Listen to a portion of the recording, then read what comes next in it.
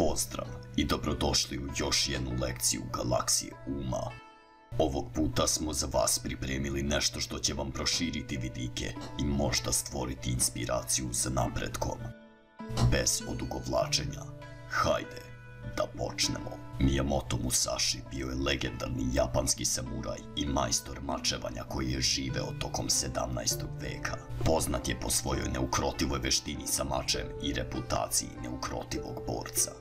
Musashi je ostavio dubok trag u istoriji Japana kao osnivač škole Niten Ichiryu, učitelj i autor knjige Knjiga pet prstenova, koja je postala klasično delo o strategiji i borbenoj veštini.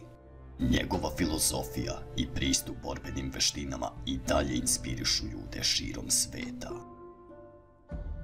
Nema sumnje da je Miyamoto Musashi jedan od najvećih samuraja u istoriji. Njegova neuporediva dostignuća u veštini mačevanja nisu bila samo rezultat prirodnog talenta, već svedočenje o njegovoj nepokolebljivoj disciplini. Prema njegovim sopstvenim spisima, upravo je ta disciplina uklesala njegov put do veličanstva. Musashijeva prva borba odigrala se kada je imao samo 13 godina, koju je dobio. Nakon toga ostao je neporažen u preko 60 dvoboja.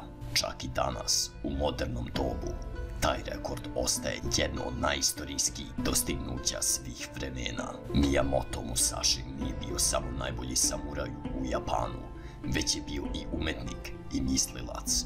Njegov život služi kao ubedljiv primer kako samo disciplina može da donese promene. Bez nje, mi smo kao brodovi bez kormila, lako pogođeni tokovima impulsa i trenutnog zadovoljstva. Musashi je video samo disciplinu kao više od alata za postignuće. Bila je to štit protiv patnje. Kada smo disciplinovani, bolje smo opremljeni da se nosimo sa izazovima i iznenađenjima života. Stoga, u ovom videoklipu istražit ćemo Musashijeve nauke o izvanrednoj samodisciplini i kako ih možemo praktično primeniti u svakodnevnom životu. Prihvatite sve onakvim kakvo jeste. Musashijev život kao samuraja bio je ispunjen nesigurnostima. Od ishoda dvoboja do prolazne prirode njegovog načina života. Za njega, prihvatanje nije bilo pasivno, već oblik discipline. To je značilo priznavanje stvarnosti svakog trenutka, bilo da je to dvoboj u kojemu život visi o koncu ili miran dan pisanja. Ova percepcija nije samo za samuraje koji se suočavaju sa situacijama života ili smrti, već je princip koji se može primeniti na izazove s kojima se suočavamo svakog dana. Na primjer, zamislite da idete na važan sastanak i da vam automobil iznenada stane. Također, trenutna reakcija za mnoge od nas može biti da se zapitamo zašto se ovo dešava meni, ili čak da psujemo na svoju nesreću, dodajući time nepotrebnu patnju situaciji. Ali, ono što Musashi predlaže, umjesto da označimo situaciju kao lošu i zapadnemo u frustraciju, disciplinovana osoba vidi je onakvom kakva jeste.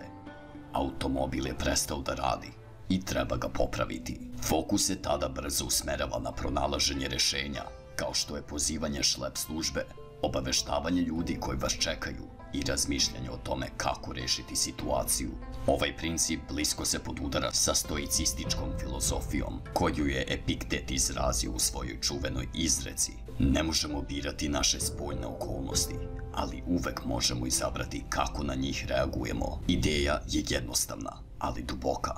Možda nemamo kontrolu nad onim što nam se događa, ali imamo kontrolu nad tim kako reagujemo. Musashi također nudi zanimljiv pogled na to kako percipiramo događaje, upozoravajući nas da ih ne označavamo kao dobre ili loše. Tvrdi da ovi pojmovi nisu inherentni kvaliteti samih događaja, već mentalni konstrukti koje mi, kao posmatrači, nametnemo. Dakle, kada usvojimo disciplinovanu mentalnu postavku, oslobađamo se tih ograničavajućih prosuđivanja. Nemojte žaliti zbog onoga što ste učinili. Krivica može biti korisna emocija. To je poput signala koji nas obaveštava kada smo prešli etičku granicu. Na primjer, ako ste rekli nešto bezobrazno i povredili nekoga, osjećanje krivice je prirodno i čak konstruktivno.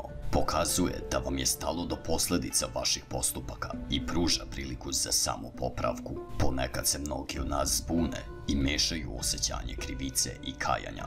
Iako svako od njih ima različite funkcije, krivica je emocionalna reakcija koja pruža korisne informacije i pomaže nam da prilagodimo svoje ponašanje u budućnosti. Kajanje, s druge strane, nije stanje koje nam služi dobro. Slično je oblaku koji lebdi nad našim mislima, zauzimajući dragoceni prostor i ometajući disciplinu. Miyamoto Musashi nije imao luksuz da se zamara kajanjem. Morao je da se fokusira na trenutak i postupke koji će ga održati živim. Zato je naglašavao važnost jasnog uma za efikasno donošenje odluka. Nešto što kajanje ozbiljno može ugroziti. Da biste očuvali disciplinu, ključno je očuvati svoj um slobodnim od ometanja, a kajanje je jedno takvo ometanje. Bez obzira da li ste potrošili svoje ušteđevine na rizičnu investiciju ili ostali budni cijelu noć igrajući video igre i propustili važan čas ili sastanak na poslu, kajanje vam neće pomoći da rešite ove situacije. Umjesto da se zaglavite u ciklusu kajanja, što često dovodi do osjećaja bespomoćnosti, trebali biste se fokusirati na preduzimanje proaktivnih koraka za ispravku situacije. U redu je napraviti greške i učiti iz njih. Ono što nije u redu je dozvoliti da te greške postanu jama kajanja. Trebali bismo težiti da učimo, napredujemo i idemo napred. Budite ravnodušni prema mestu na kom živite. Za Musashija je lokacija bila sekundarna u odnosu na disciplinu i mentalni sklop koji je nosio u sebi. Bez obzira da li je bio u mirnom hramu ili na haotičnom bojištu, njegovo unutrašnje stanje ostajalo je nepromenjeno. Mnogi od nas možda veruju da će jednostavna promjena lokacije magično rešiti sve naše probleme, vodeći do scenarija srećnog zauvek. Ali Musashi izaziva ovu uobičajenu predstavu i poziva nas da razumemo da ključ zadovoljstva nije vezan za određenu lokaciju, već je više u vezi sa našim mentalnim sklopom i načinom na koji se nosimo sa životom. Sreća u svojoj osnovi predstavlja unutarnje stanje uma. Sigurno, novo mesto može ponuditi privremeni podsticaj u raspoloženju, ali ako niste temeljno zadovoljni ili usklađeni sa svrhom svog života, ta početna sreća će verovatno vremenom izbledeti i naći ćete se tamo gde ste bili na početku. To se poklapa sa rečima Konfučija koji je rekao: gde god da ideš, ti si tamo. Musashi nas također priprema za nepredvidljivost života. Ako smo na putu samopoboljšanja ili tražimo majstorstvo u bilo kojoj oblasti, možda ćemo se naći na mestima na koje nikada nismo očekivali. Možda ćemo se naći u drugoj zemlji, prilagođavati se novom načinu života ili čak učiti kako da se snalazimo u nepoznatim kulturama. Ove promjene idu dalje od naše fizičke lokacije. One su testovi naše mentalne i emocionalne snage. Umjesto da se fokusiramo na gde se nalazimo, Musashi predlaže da bismo trebali razmisliti kako smo, da li smo prilagodljivi, izdržljivi i posvećeni svojim ciljevima. To su osobine koje će nam pomoći da napredujemo bez obzira na to gde nas život odnese. Da, znaš 10.000 stvari, ali nijednu dobro. U današnjem svetu suočavamo se sa ogromnim brojem karijernih puteva i beskrajnim opcijama. Često osjećamo privlačnost prema više interesovanja, bilo da su u pitanju sport, računari ili umetnost, što nas tera da istražujemo različite oblasti. Imati širok spektar interesovanja nije nužno loša stvar. Međutim, to ponekad može dovesti do takozvanog sindroma sjajnog objekta, gde ljudi skaču sa jedne nove i trendi ideje na drugu, napuštajući svaku čim im nešto drugo privuče pažnju. Musashi je imao drugačiji pristup. Posvetio je svoj život savladavanju veštine mača. Dan za danom trenirao je neumorno. Međutim, lako je zaboraviti da je također bio uspešan umetnik cerebralni filozof i majstor strategije. Sa time možemo tvrditi da poznavati jedan način ne znači ograničiti se na jedan poduhvat. To naglašava važnost fokusirane discipline u savladavanju jedne stvari u jednom trenutku i posvećivanju punog vremena i pažnje toj jednoj stvari dok je ne savladamo. Tako čineći, sada znamo jedan način, proučavanjem veštine i iskusivši celokupnost onoga što ona jeste, počinjemo uočavati obrasce koji će nam pomoći da naučimo i druge veštine. U slučaju Miyamota, njegova strategija se uglavnom zasnivala na obrascima koje je naučio iz svojih dvoboja s protivnicima i primjenjivao ih na veću skalu. U današnje vreme to se može ilustrovati otpornošću koju steknemo učenjem, kako da budemo prilagodljivi u bilo čemu što radimo. To je sposobnost da naučimo kako da učimo. Ako znate kako da učite za jedan ispit, znaćete kako da učite za ostale. Ili, ako znate kako da se prilagodite na radnom mestu, bit ćete u mogućnosti da se nosite sa svakim zadatkom koji vam je dodeljen. Ali, sve to počinje učenjem jednog načina prvo, tako da biste kasnije mogli znati 1000. Nikada ne dozvolite da vas rastanak rastuži. S obzirom na to da je Miyamoto bio samuraj, ratnik koji se uvek suočavao sa situacijama života ili smrti, ovaj princip verovatno je imao značajnu težinu u njegovom životu. Rastanci su prirodni i neizbežni deo ljudskog postojanja. Bilo da je reč o gubitku voljenog bića, selidbi na novo mesto ili jednostavno praćenju različitih puteva u životu, trenuci rastanka će doći. Na primjer, zamislite da morate da se preselite u drugi grad kako biste ispratili karijeru ili pratili san. U ovom slučaju, ostavit ćete iza sebe prijatelje i porodicu, što je teško, ali prema Miyamotovom učenju, disciplina leži u upravljanju tim emocijama, priznajući tugu, ali ne dozvoljavajući da vas odvrati s puta. Koncept rastanka također se odnosi i na materijalne stvari.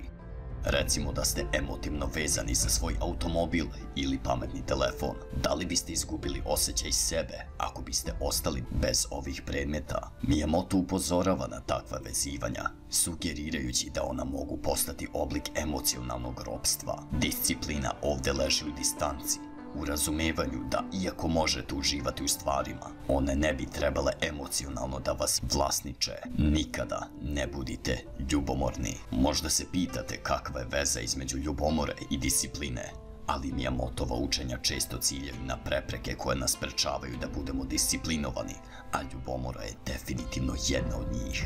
Zamislite da pretražujete društvene medije i vidite prijatelja koji je upravo dobio posao iz snova ili putuje na egzotična mesta. Lako je osjećati nagovešte ljubomore, misleći da propuštate ili da ne postižete dovoljno, ali evo stvari. Ljubomora vas odvodi od fokusa na vlastiti put i samopoboljšanje. Zamislite da je Miyamoto provodio vreme ljubomora na druge mačevalce. Da li bi postao legendarni ratnik kakvog danas poznajemo? Vrlo malo verovatno. U svetu samuraja, gde su život i smrt bili odvojeni najtanjom niti, nije bilo mesta za takve distrakcije. Miyamoto se fokusirao na usavršavanje vlastitih veština, savršavanje svog umetničkog stvaralaštva i razumevanje svojih snaga i slabosti. Ljubomora bi bila gubljenje dragocenog vremena i energije, resursa koje bi inače mogao uložiti u postizanje najbolje verzije sebe. I baš kao Miyamoto, ne možete sebi priuštiti rasipanje fokusa i dozvoljavanje da vas uznemirava ono što drugi rade, posebno u eri društvenih medija. Očuvanje svoje discipline danas je važnije nego ikad, tako da kada vam ljubomora pokuša skrenuti pažnju, setite se Miyamotovog nepokolebljivog fokusa i posvećenosti svom zanatu. Koristite to kao gorivo da ulažete u sebe i postanete najveći samuraj u svom polju. Pozdrav!